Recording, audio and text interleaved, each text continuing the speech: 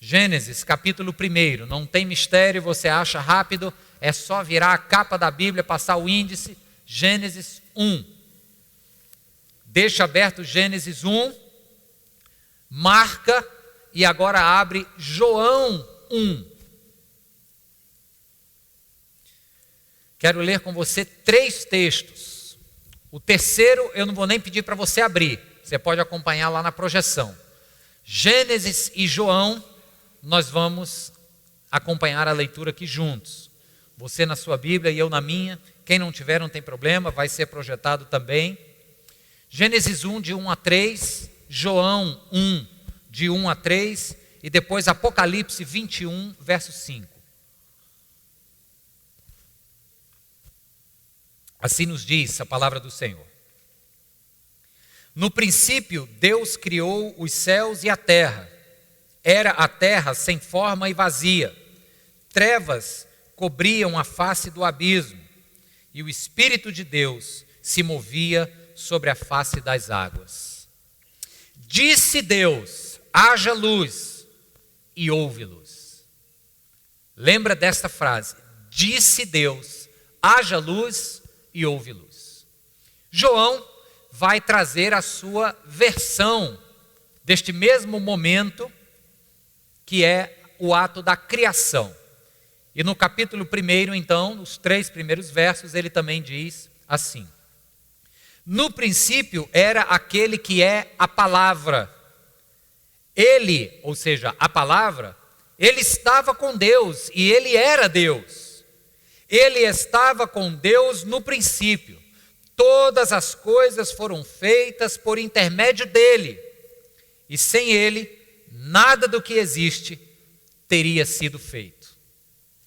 Quando você lê esse texto, confesso, ele não é um texto de leitura fácil, porque tem diversos pressupostos aqui na forma como João registra esta narrativa da criação. Quando você lê aí que no princípio era a palavra e este P está maiúsculo, não é à toa. É porque aí se trata da expressão grega logos, que em outras traduções vem com o termo verbo. No princípio era o verbo, e o verbo estava com Deus e o verbo era Deus. Este logos é um conceito da filosofia do século I, onde João está escrevendo. Então tem todo um conteúdo embutido aí nestes 3 versos que eu li agora. Mas é importante que você grave que esta palavra de Deus com P maiúsculo tem a mesma intenção da rocha com R maiúsculo, é o Senhor Jesus Cristo. É o verbo de Deus. É a palavra que se fez carne, o Logos que encarnou. Todas as coisas, portanto, foram criadas a partir dele. E sem este verbo de Deus, Jesus Cristo, nada do que existe poderia existir. Então esse é o texto de João. Vamos agora lá para o final da história. Texto do Apocalipse, capítulo 21. Apenas o verso de número 5. O Apocalipse vem da palavra grega apocalipsis, que significa revelação. Na Bíblia em inglês não tem a palavra apocalipse. O último livro da Bíblia chama-se Revelation. É a revelação de Deus a respeito das últimas coisas. Portanto, um livro escatológico. Vem da palavra escatom, que significa o fim.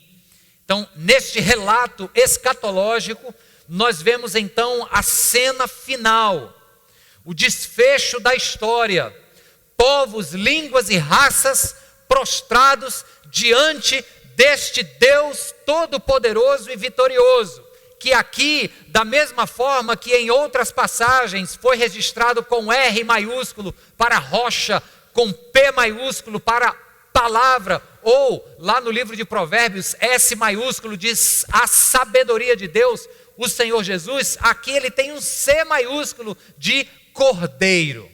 Aqui é o cordeiro que está diante de todo o universo, de todos os vivos daquele momento, e está sendo adorado e as multidões de multidões cantam em reconhecimento da glória e da vitória deste Cordeiro. E então no capítulo 21 do Apocalipse, a partir no verso 5, diz assim, ó: aquele que estava assentado no trono disse. Quem disse? Foi o Cordeiro. O que ele disse? Estou fazendo novas todas as coisas. E acrescentou: escreva isto. O interlocutor aí é João. Escreva isto, João. Estas palavras são verdadeiras e dignas de confiança. Amém. Vamos orar? Pai querido, nós te louvamos, porque temos aqui em nossas mãos, diante dos nossos olhos e sobre nossos corações, palavras que são verdadeiras, dignas de confiança. Se assim não fosse, Senhor, estaríamos aqui apenas passando o tempo. Mas é porque cremos que esta palavra é verdadeira, que nós estamos aqui te pedindo, que o Senhor então as fale conosco. E faça, Senhor, com que, mais do que apenas em nossa mente, possamos acolhê-la e entendê-la em nosso coração. Oro em nome de Jesus. Amém. Amém. Queridos, a palavra de Deus que você tem na sua mão, a Bíblia, ela não é uma junção de diversas narrativas. Ela é uma história única. Se você tiver honestamente empenhado em estudá-la, você vai ver que desde as primeiras narrativas do Gênesis até o final deste livro, Apocalipse, está sendo contada uma história. Está sendo narrada uma história. A história de um Deus que criou um povo, cujo povo se rebelou, se entregou ao pecado, e este Deus que veio com um plano para redimir este povo, fazendo justiça, através de seu Filho Jesus Cristo, e a partir então desta redenção, envia este povo mundo afora para comunicar o seu amor. Até que no fim de tudo, este Deus que criou, que redimiu, que enviou, ele vem e encerra o último capítulo com a vitória final sobre a morte, dando então vida eterna aos seus. De capa a capa a história é essa. Nós olhamos para Gênesis, para João e para Apocalipse, princípio, meio e fim. E em os três textos, algo se repete, não sei se você reparou, a palavra. No primeiro texto, lá na criação do Gênesis 1, nós vemos que a palavra que Deus profere, o verbo haver, Deus diz, haja luz. O que é que acontece? Se faz luz. A palavra de Deus, ela cria. A palavra de Deus, ela traz à existência coisas que não existiam. O texto fala que a terra era sem forma e vazia. O Espírito de Deus pairava sobre a face do abismo. Isso é uma leitura poética, extremamente simbólica. Mas quando Deus traz a sua palavra para o cenário, ele diz, haja luz, então imediatamente se faz luz. E esta é uma primeira compreensão que temos do início da narrativa bíblica, de que a palavra de Deus, ela é criadora. E como disse, repito, ela traz à existência coisas que outrora não existiam. Como é que isso se aplica na nossa vida aqui cotidiana, na prática?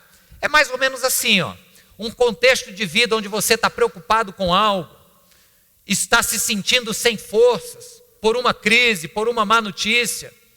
A palavra de Deus aberta diante dos teus olhos e posta sobre teu coração, traz à existência coisas que não existiam. Por exemplo, coragem para enfrentar a luta, sabedoria para saber que passos dar, ânimo para levantar da cama, coisas que não haviam antes, mas que pela palavra se fazem criadas e passam a existir.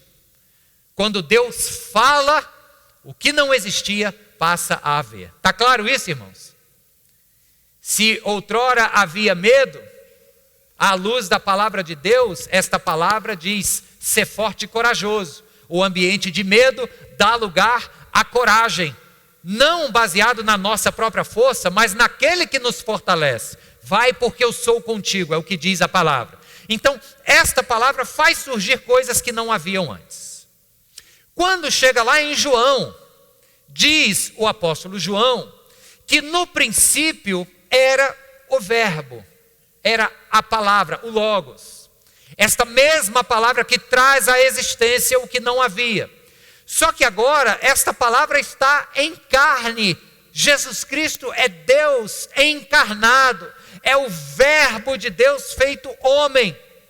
E quando Jesus Cristo entra em cena no drama da história universal, ele figura para cada um de nós como um exemplo, como um modelo de homem. Não é à toa que o apóstolo Paulo e demais autores do Novo Testamento diz que os nossos olhos têm que estar fixos em Jesus Cristo. Por quê? Porque ele é o padrão, ele é o modelo. Esta palavra não só cria, como ela também me orienta. A palavra que é Jesus Cristo, P maiúsculo, ela é orientação. Eu olho e sei como Deus espera que eu seja. E aqui no final diz que esta palavra é verdadeira e digna de confiança. Interessante porque o livro de Provérbios, capítulo 13, verso 12, nos fala que uma esperança que não se cumpre é enfado. Porém, diz que um anseio satisfeito é árvore de vida. Em outras palavras, esperar por algo que você não vai ter certeza se vai se cumprir ou não e que acaba não acontecendo, cansa, é enfadonho, desestimula. Mas ter um anseio, algo pelo qual se esperou e se cumpriu, gera frutos, é árvore de vida, diz o texto. O que é isto senão o fato de que na palavra de Deus nós podemos confiar, porque ela é uma palavra verdadeira, como diz o Apocalipse, digna de confiança. Não são promessas vazias, são promessas que se cumprem. As profecias, por exemplo, a respeito do Messias, foram todas cumpridas. E um louco aí americano fez um trabalho estatístico uma vez, me lembro disso, onde ele pegou todas as profecias do Antigo Testamento a respeito do Messias e fez um cálculo matemático pelo número aproximado da população da época de Jesus na Palestina, século I, claro, bem aproximado. E o número, a estatística dizia o quão difícil, o quão matematicamente improvável seria que todas aquelas profecias do Antigo Testamento se cumprissem na vida de uma única pessoa, no caso o Messias, Jesus Cristo. E quando lemos na narrativa do Evangelho que as profecias do Antigo Testamento a respeito do Messias se cumpriram, nós vemos como a palavra de Deus desafia a matemática, desafia a estatística. Ela é verdadeira e digna de confiança. Então, no início, a palavra cria. Em Jesus Cristo, a palavra se encarna e se põe para nós como um modelo. E no final da história, esta palavra é posta diante de nós como verdadeira e digna de confiança. Mas tem um problema, queridos. Sabe qual é o problema? É a nossa relação com esta palavra. Porque a gente diz amém para tudo que foi colocado até agora, mas aí na hora de nos relacionarmos com a palavra de Deus, nós cometemos alguns equívocos. Eu vou dizer para você qual. O primeiro deles é bastante oportuno, porque tem a ver com algo que eu estou experimentando. Eu estou tomando um anti-inflamatório para um problema muscular. O anti-inflamatório, ele tem um gosto horroroso. Eu boto na boca, é um troço amargo, horrível. Aí eu engulo, o gosto passa e o bicho é bom. Então resolve a dor.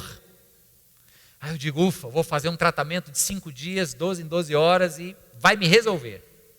Às vezes a palavra de Deus é assim. A gente lê e a priori vem uma coisa assim amarga, difícil, e você lê e diz, puxa, mas eu tenho que fazer isso mesmo? Aí você vai por fé e por obediência e faz. E vai ver que realmente aquilo traz a cura necessária. Só que a minha relação com anti-inflamatório é só quando eu estou lesionado. Não é sempre. É só quando precisa. É só quando tem algo errado. E às vezes a gente pega isso aqui, relega ao armário de remédios e só vai pegar de volta quando a coisa está feia. É ou não é? Amém. Obrigado, minha irmã. É ou não é, queridos? Tem outro tipo de relação com a palavra. Sabe qual é? É o manual de instruções. O manual de instruções é o seguinte, ele tem a sua utilidade muito boa, diga-se de passagem. Você quer que determinada máquina ou equipamento funcione bem? Leia o manual. Aí o povo diz, pois então, nós somos criação de Deus. Quer funcionar direito? Leia o manual. Ok, a Bíblia é um manual. A ilustração do remédio ela é ótima. A ilustração do manual melhor ainda. Olha, aqui no manual está dizendo que o teu combustível para rodar bem na estrada da vida chama-se Deus. Se você quiser substituir este combustível por dinheiro, por mulheres, por carreira de sucesso, por outros ídolos que o seu coração vá produzir, se você substituir este combustível, você até roda um pouco, mas não vai rodar no potencial pleno para o qual você foi criado. É a mesma coisa do camarada que compra um carro a gasolina, fica botando álcool o tempo todo, e aí quando percebe o carro dando problema, ele vai ler no manual. Ah, é porque eu estou rodando com combustível errado. Então, a ilustração da Bíblia como um manual de instruções, ela é muito boa. Acontece, queridos, que novamente, lugar de manual é onde? É no porta-luva do carro. É dentro da gaveta, onde está lá um bocado de nota fiscal velha, manual. É ficar guardado e a gente só pega quando dá defeito. Ou quando quer lembrar de alguma função que você não sabe como acessar. Se a gente pega esta palavra que é criadora, que traz à existência o que não há, que se coloca para nós como um modelo de vida a ser vivido na pessoa de Jesus Cristo, que é a palavra encarnada, e que no final da história vem apresentada como verdadeira e digna de confiança, que portanto pode transformar a existência, e resume isso a um remédio para os dias de inflamação existencial, a gente perde o valor que Deus deixou para nós. Está claro, irmãos? Quero mostrar para você agora, de maneira objetiva, como esta palavra de Deus, de capa a capa, ela está dentro de uma narrativa, e como esta palavra pode transformar histórias. Tudo começa no Gênesis, como nós lemos.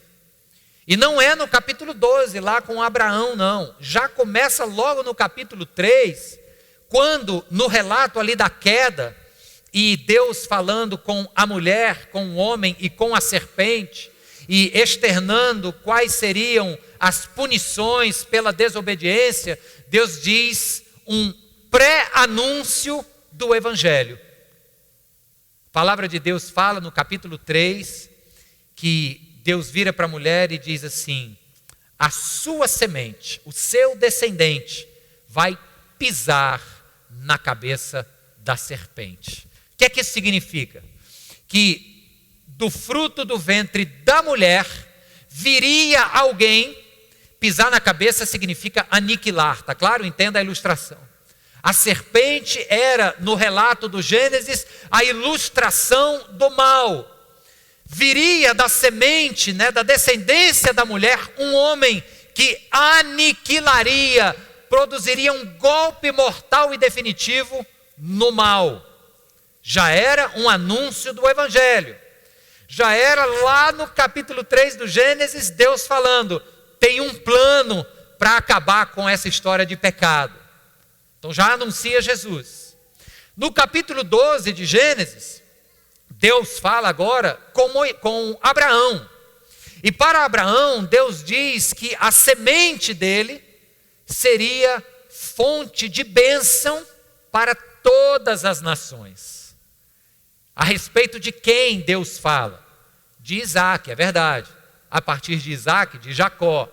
E se você lembrar, todo o desenrolar, Jesus Cristo, o Messias, que em nome de Jesus, todas as nações seriam e serão abençoadas.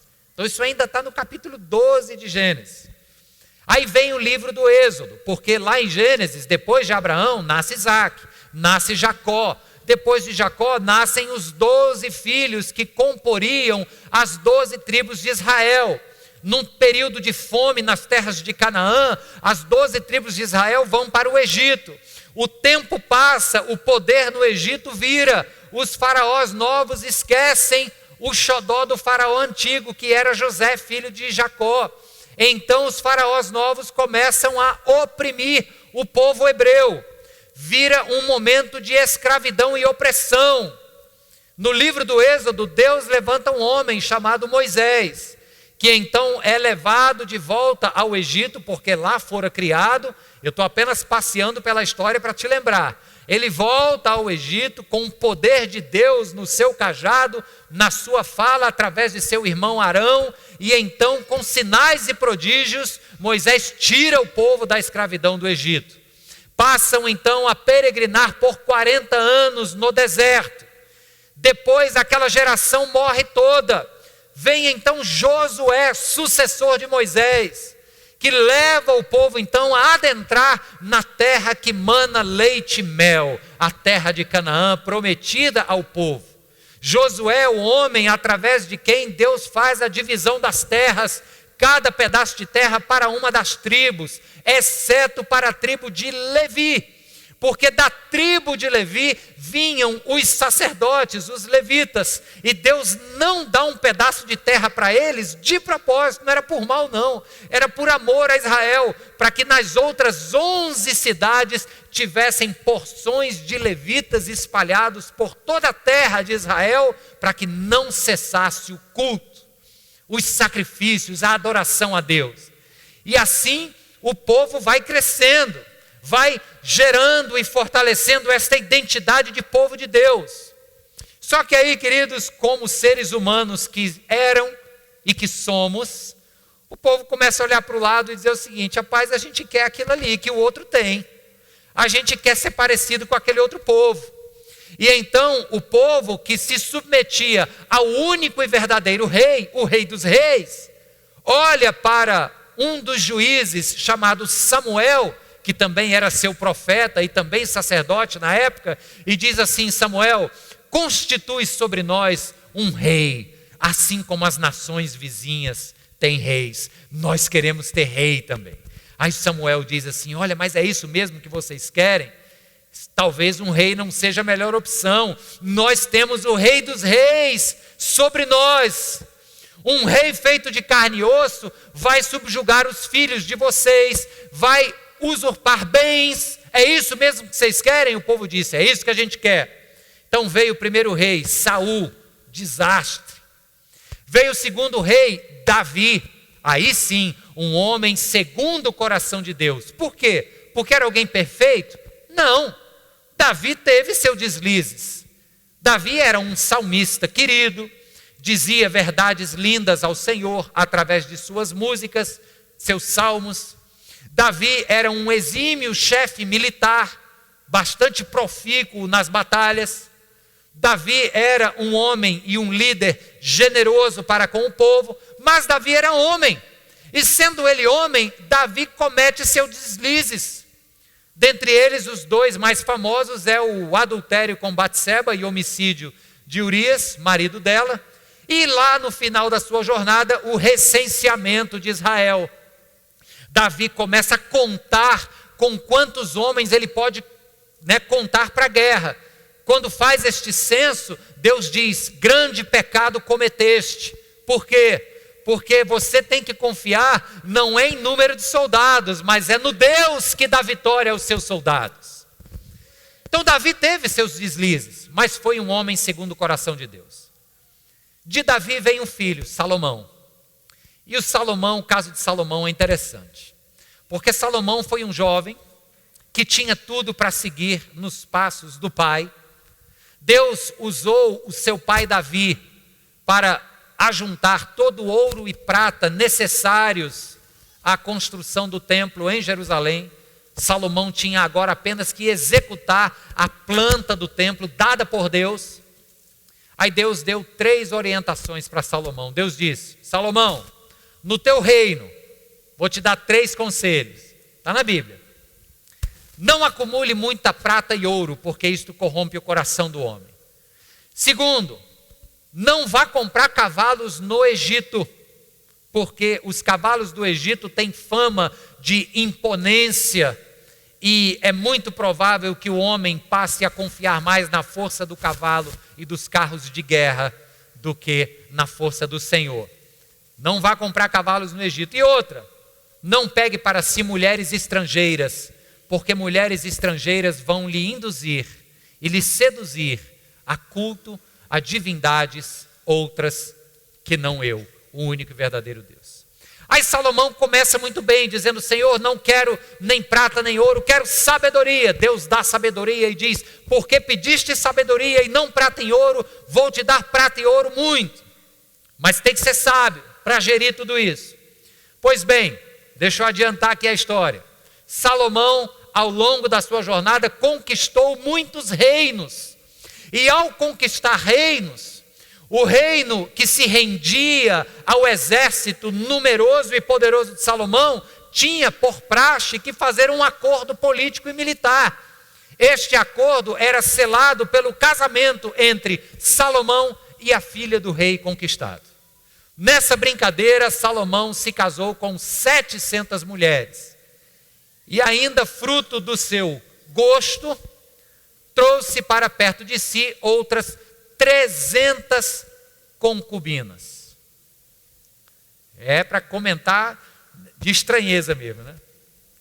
Aí Salomão entendeu que precisava de cavalos para o seu exército. Foi comprar onde?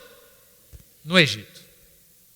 E encheu a pança de ouro e prata, pesando fortes impostos sobre o seu próprio povo e sobre os povos conquistados. O reino de Salomão declinou, a ponto de seu filho, Roboão, sucessor, não dar ouvidos a conselhos dos mais experientes da corte, seguir na onda de conselheiros mais novos, portanto inexperientes, e simplesmente dividiu o reino. Começa a derrocada da monarquia em Israel. A partir de Roboão, Israel é dividido entre norte e sul. O reino do norte foi um desmantelo eterno, nada deu certo lá para cima. Capital, Samaria. No reino do sul, capital, Jerusalém, que acolá um rei prestou. Na sua grande maioria, os reis olharam para o vizinho e disseram: a gente quer o que o outro tem. E começaram a adorar divindades que não o Senhor Deus. Num momento da monarquia, Deus já vendo e lamentando os desvios do povo, surge um rei chamado Ezequias. E ao rei Ezequias, a Bíblia diz que fez Ezequias o que o Senhor aprova. Ele governou com temor a Deus. E uma das coisas que Ezequias fez, agora eu vou voltar para a história da palavra, foi resgatar a palavra de Deus. Ele voltou a ler e quando leu a palavra, disse que o povo chorava. O povo jogava cinzas na cabeça, rasgava as vestes. Está lá no segundo livro dos reis, a partir do capítulo 20. Ezequias faz então um momento tremendo na história do povo, através da palavra. Depois daquele momento especialíssimo na história do povo de Israel, vem o filho dele, Manassés. Tragédia. Perceba só os altos e baixos da nação. Manassés foi idólatra, adúltero para com o Senhor. Depois de Manassés vem seu filho, Amon, péssimo, tragédia. Depois de Amon vem outro, e esse merece destaque especial. Josias. E Josias faz uma reforma espiritual em Israel, no Reino do Sul especificamente. O que é que Josias faz? Josias resgata a leitura da lei. E aí sim o povo se arrepende do que os outros reis vinham fazendo. Aí sim, este trecho do capítulo 20 e 21 do segundo livro dos reis fala sobre a reforma de Josias. Um tempo de prosperidade, de arrependimento. Por quê? Porque o povo voltou à palavra. Irmãos, não tem como reavivarmos o Espírito se não for através da palavra. Pode-se tentar colocar música bacana, pode-se tentar apagar a luz, fazer aquele clima, pode tentar de tudo. Mas o que nos faz reavivar chama-se palavra de Deus.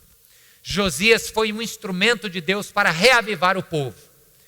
Mas Deus chega para Josias e diz: Josias, parabéns, teu reino foi um sucesso. Mas os pecados de teu pai Ezequias, a história de dizer teu pai não significa ser necessariamente o pai da geração anterior, né? Do seu patriarca, o Manassés e o Amon, foram pecados gravíssimos que ofenderam a minha honra e santidade. Então, o castigo de Deus que havia sido profetizado através de Isaías chegou ao povo. E o povo foi levado cativo pelos babilônicos. A ira do Senhor veio na forma de cativeiro, de juízo. E então na Babilônia o povo vive um tempo igual como viveu na Assíria, igual como havia vivido no Egito, de onde Deus os havia tirado. O povo que agora que estava voltando à experiência de santificação através da palavra. Cativos na Babilônia. Deus então levanta um outro homem chamado Ciro. Estou fazendo um apanhado histórico aqui com vocês. E Ciro, no Império Persa, vence os babilônicos e permite que alguns dos judeus voltem. Na verdade, permite que todos voltem, mas uns já estavam estabelecidos na Babilônia, de lá não quiseram sair. Outros, muito pobres, já estavam na Jerusalém destruída, e um outro contingente de judeus retornam a Jerusalém. Aí é quando chegamos no momento da Bíblia que fala de Esdras e Neemias. O que é que acontece no período de Esdras e Neemias? Este retorno dos exilados. Esdras, então, restitui ao povo a lei. Nos capítulos 8 e 9 do livro de Neemias, nós vamos ver Esdras de pé, lendo para o povo. Interessante que enquanto ele lia, outro cidadão traduzia para o povo. Por quê? Porque aquela geração havia praticamente nascido na Babilônia. Então tinha que ter intérprete. E o povo, quando ouvia e se lembrava, a palavra de Deus comovia o coração daqueles que tudo que conheciam era cativeiro. Este povo então agora renasce. A palavra de Deus lhes faz renascer a esperança. Para concluir esse período então, livro do profeta Ezequiel, capítulo 37, Deus vai dizer: Ezequiel, esta mensagem vai para o povo, um povo que está morto em seus pecados, um povo que está árido, seco pela idolatria a outros deuses. E aí então o Espírito do Senhor leva Ezequiel a um vale, que ficou conhecido por nós como o Vale dos Ossos Secos. E diz assim: Ezequiel, olha para estes ossos, será possível estes ossos reviverem? E então Deus diz: fale com os ossos, profetiza sobre esses ossos, que a minha palavra e o meu Espírito trarão vida de volta. Ao falar, diz o texto, que os ossos começaram a se mexer e a se juntar, e tendões foram formados, e carne foi posta, e aqueles que eram apenas cacos de ossos secos começaram a ganhar forma e ficaram de pé como um poderoso exército. Por quê? Porque a palavra de Deus levantou os ossos secos.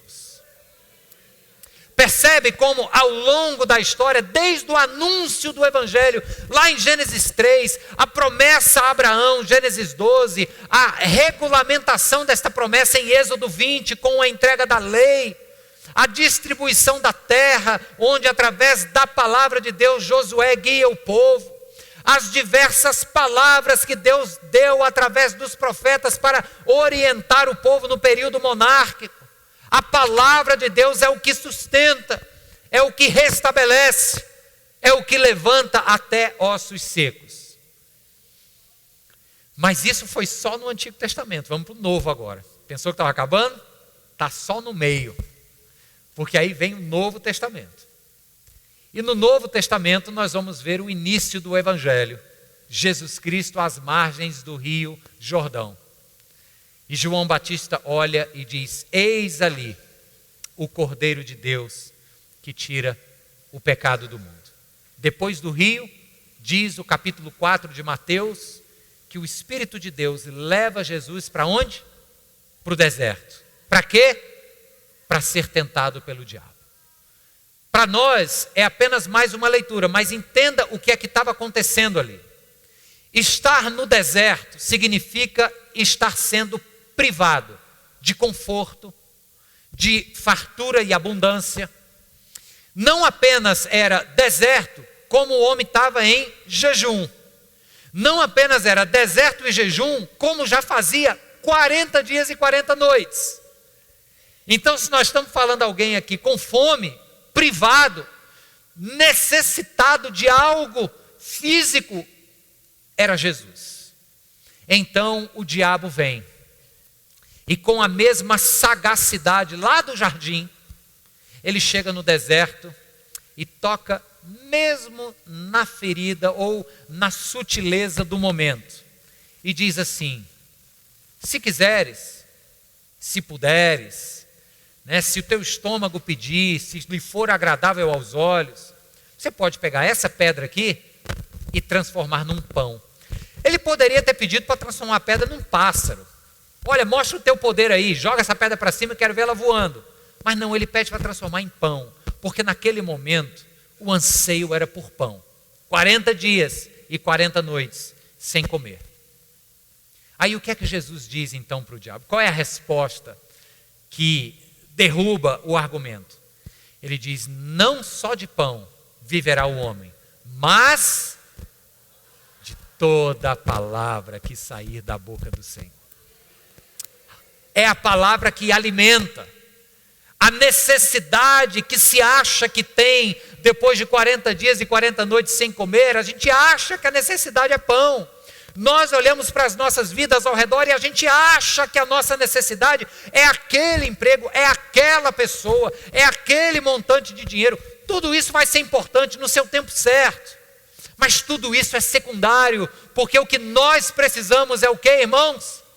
É a palavra de Deus. E aí então Jesus Cristo se mostra como a palavra encarnada e comissiona a igreja para ir comunicar esta palavra mundo afora. E então vem o livro de Atos dos Apóstolos. Fica tranquilo que eu já estou terminando. Atos dos Apóstolos nos mostra então a igreja entendendo a preciosidade desta palavra e seguindo o mundo afora, anunciando o amor de Deus revelado nas Escrituras. Claro, naquela época não tinha o Novo Testamento bonitinho como a gente tem, mas era proposto que se relesse a lei, o Antigo Testamento, o livro dos profetas, à luz da revelação de Jesus Cristo. E então surge em cena o grande apóstolo Paulo. E o apóstolo Paulo, nas suas andanças, tem algo curioso que acontece. Quando ele passa pela Ásia Menor, passa por Tessalônica, depois vai para Bereia, depois vai para Atenas, depois chega em Corinto, tudo isso pregando a palavra. Depois de Corinto chega em Éfeso. E fazendo esse roteiro, em Éfeso nos diz o livro de Atos, capítulo 19, verso 20, que ali a palavra muito crescia, se difundia e se fortalecia. Palavra de Deus no coração dos cristãos cresce e se fortalece. Aos Romanos, Paulo diz que a fé em Cristo vem pelo ouvir. E ouvir o quê? A palavra de Deus. Mas é escrevendo aos Tessalonicenses que ele fala algo tremendo e que é inclusive um motivo de gratidão em seu coração no capítulo 2, verso 13, Paulo diz assim, preste atenção nessa leitura. Também agradecemos a Deus sem cessar o fato de que, ao receberem da nossa parte a palavra de Deus, os tessalonicenses, recebendo a palavra de Deus, vocês a aceitaram, não como palavra de homens, mas conforme ela verdadeiramente é. Como é que ela é? Palavra de Deus, que atua com eficácia em vocês que creem. Eu sou grato a Deus, diz Paulo, porque vocês recebem esta palavra não como palavra de homem, mas como palavra de Deus, que é o que ela verdadeiramente é e opera com eficácia. Como é que a palavra tem eficácia? É quando ela transforma. Quando ela pega cristãos pagãos como de Tessalônica e transforma em servos dedicados ao Senhor Jesus. Amém, queridos? Pedro, e esse é o último que eu vou citar. Pedro fala da palavra o seguinte, no capítulo 1, versos 22 ao 25. Pedro diz assim: agora que vocês purificaram a sua vida pela obediência à verdade, visando ao amor fraternal e sincero, amem sinceramente uns aos outros de todo o coração. Vocês foram regenerados, não de uma semente perecível, mas de uma semente imperecível, por meio da palavra de Deus, que é viva e permanente. Olha só o que Pedro está dizendo aqui. Vocês foram regenerados. Através de quê? Através de um discurso eloquente que você ouviu daqui? Não. Através de uma música bonita? Não, isso talvez tenha lhe atraído, mas não foi isso que lhe regenerou. O que é que lhe regenera? O que é que lhe transforma? O que é que pega você como você é e diz assim, olha, Deus tem algo melhor para você e não é o que você está vivendo agora. O que é que faz isso? Não é argumento convincente. Um argumento, no máximo, pode arrumar uma briga entre a gente. Que você não concorda, eu também não, e a gente não se entende. Sabe o que é que regenera? É aquilo que nós lemos no início, Apocalipse 21. O Cordeiro dizendo assim, eu faço novas todas as coisas. Quem é este? É a palavra viva de Deus, é o Senhor Jesus. É isso que Pedro está dizendo, vocês foram regenerados por uma semente incorruptível, pela palavra de Deus. Queridos, do Antigo ao Novo Testamento, o que trouxe vida nova à comunidade, às pessoas, foi a palavra. E o problema persiste quando nós achamos que isto aqui é um anti-inflamatório, que é para usar só quando o corpo pede arrego, ou um manual que é para ser acessado só quando a máquina começa a funcionar de maneira imprópria. A gente reduz, a gente relega ao armário, ao gabinetezinho, que eu só vou quando preciso. E na verdade, o que ele está dizendo para nós hoje é que na história do povo, na história da igreja, o que sustenta, o que traz à existência o que outrora não era, o que renova, o que orienta, o que nos coloca num caminho, o que nos mostra um modelo a seguir e o que nos dá esperança por ser algo certo e verdadeiro é a palavra de Deus. Só que hoje em dia o povo acredita mais em discurso motivacional, em frases de autoajuda, em chavões. Você diz um chavão, o povo gosta. Algo que faça sentido, algo que apele às minhas emoções e à minha vontade de me dar bem. O que transforma é isso aqui, irmãos. E eu queria então concluir apenas lhe dando uma opção de como você vai enxergar isso. Já que não é remédio apenas, é mais do que remédio. Já que não é manual de instrução apenas, é mais do que manual. Eu quero lhe propor a você enxergar a palavra de Deus como uma carta de amor. Alguém escreveu esta carta de amor para você. Você faz parte do corpo de Cristo.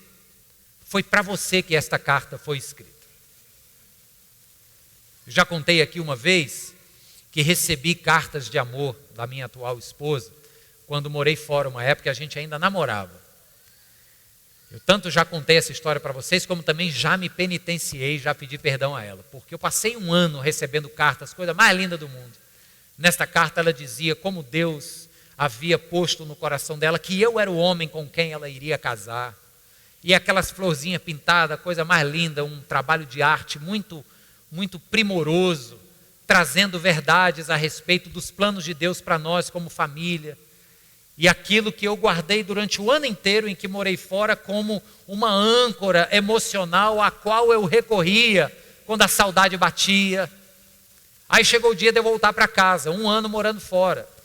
Voo internacional e o povo pesava a mala para não pagar excesso. E eu fui estudar, então estava cheio de livros, as malas pesadas. Aí eu disse, rapaz, esse pacote de carta aqui está pesado. Aí deixei para trás.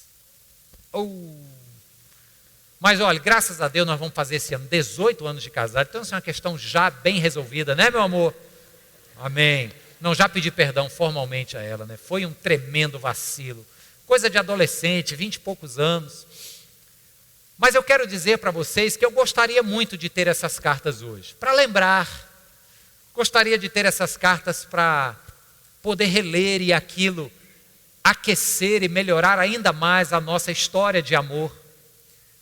Só que numa proporção imensamente maior do que essa, é a relação que nós temos que ter com esta carta de amor.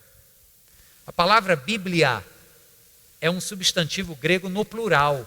É o plural de biblos, que é livro. Portanto, aqui são livros ou cartas de um pai que ama seus filhos. De um pai que viu os filhos seguindo por caminhos que não levariam à sua realização como pessoas, como homens e mulheres. E então bolou um plano. E este plano foi consumado na cruz do Calvário. E junto com aquele sangue que da cruz escorreu, veio a maior declaração de amor. Quando olhando para mim e para você, Deus disse, foi por amor a você que eu te criei e te comprei. Queridos, quando nós deixamos o comprimido de lado ou o manual de instruções e voltamos a abraçar esta palavra como uma carta de um pai amoroso aos seus filhos, nós vamos ver vir à existência coisas que ainda não existem, vida nova. Nós vamos ver o modelo através do qual Deus quer que vivamos e nós teremos uma vida segundo o coração de Deus. A escolha é sua, que Ele te dê sabedoria, fome e sede pela sua palavra. Amém e amém. Louvado seja Deus.